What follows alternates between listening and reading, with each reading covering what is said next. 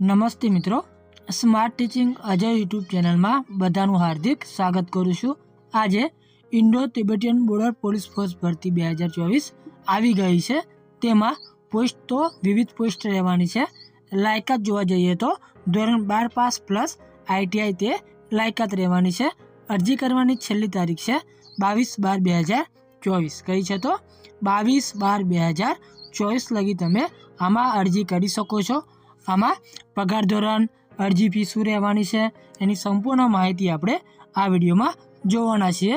જો તમે આ ચેનલ પર નવા હોય તો આ ચેનલને સબસ્ક્રાઈબ કરી દેવાની છે અને વિડીયોના અંત સુધી તમારે જોડાઈ રહેવાનું છે।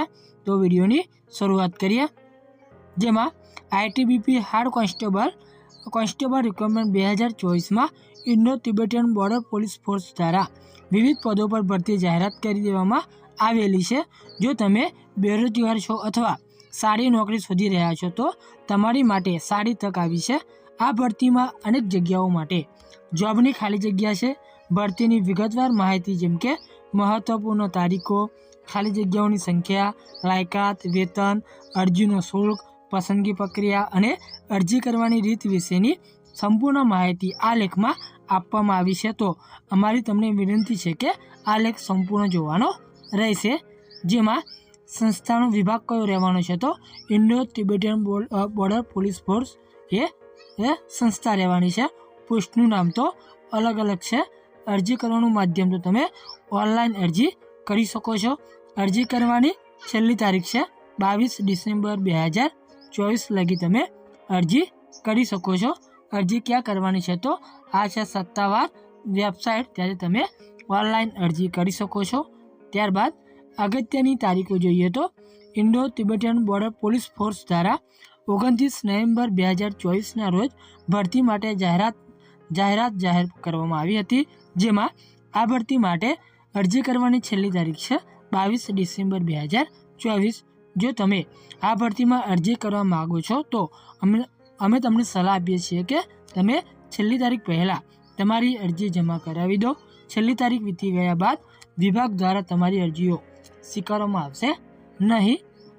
ત્યારબાદ પદોના નામ જોઈએ તો ઇન્ડો તિબેટિયન બોર્ડર પોલીસ ફોર્સની આ ભરતી સંબંધિત જાહેરાતમાં મળેલ વિગતો મુજબ સંસ્થા દ્વારા હેડ કોન્સ્ટેબલ અને કોન્સ્ટેબલ જેવા પદો પર ભરતીની પ્રક્રિયા ચાલી રહી છે। તેથી પદોને લગતી વધુ માહિતી જાણવા માટે જાહેરાત જરૂરથી વાંચો। એટલે કે આપણને જે ઓફિશિયલ નોટિફિકેશન મળ્યું છે એની જે લિંક છે એ વિડીયોની નીચે આપી દીધેલી છે। વધુ માહિતી માટે તમારે એ લિંક જોવાની રહેશે। ત્યારબાદ વય મર્યાદા તો ઉમેદવાર મિત્રો ઇન્ડો તિબેટિયન બોર્ડર પોલીસ ફોર્સની ભરતીમાં વય મર્યાદા ઓછામાં ઓછી 18 વર્ષ અને વધુમાં વધુ 25 વર્ષ સુધીની હોવી જોઈએ। પદો પ્રમાણે અલગ અલગ વય મર્યાદા હોવાને લીધે અરજી કરતાં પહેલાં જાહેરાત વાંચો। સરકાર ધોરણના નિયમ ઉંમરમાં છૂટછાટ આપવામાં આવશે। એટલે આપણે લિંક પણ આપી દીધેલી છે, જે ઓફિશિયલ નોટિફિકેશન જે આપણને મળ્યું છે તે તમારે જોવાનું રહેશે। ત્યારબાદ જગ્યાઓ જોઈએ તો ઉમેદવાર મિત્રો Indo Tibetan border police force ભરતીમાં કુલ 51 જગ્યાઓ, કેટલી જગ્યાઓ તો 51 જગ્યાઓ પર ભરતીની પ્રક્રિયા ચાલુ છે। જગ્યાઓને લગતી વધુ માહિતી જાણવા માટે જાહેરાત વાંચવાની રહેશે।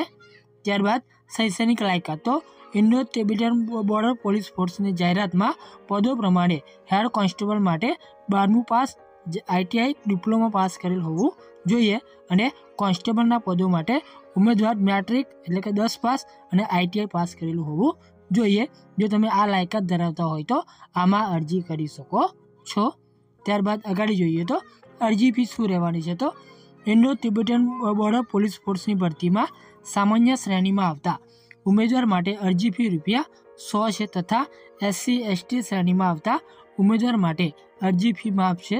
એટલે કે કોઈપણ પ્રકારની તમારે અરજી ફી ભરવાની રહેશે નહીં। અરજી ફીની ચૂકવણી ઓનલાઈન માધ્યમ દ્વારા કરવાની રહેશે, એ તમારે નોંધ લેવાની છે।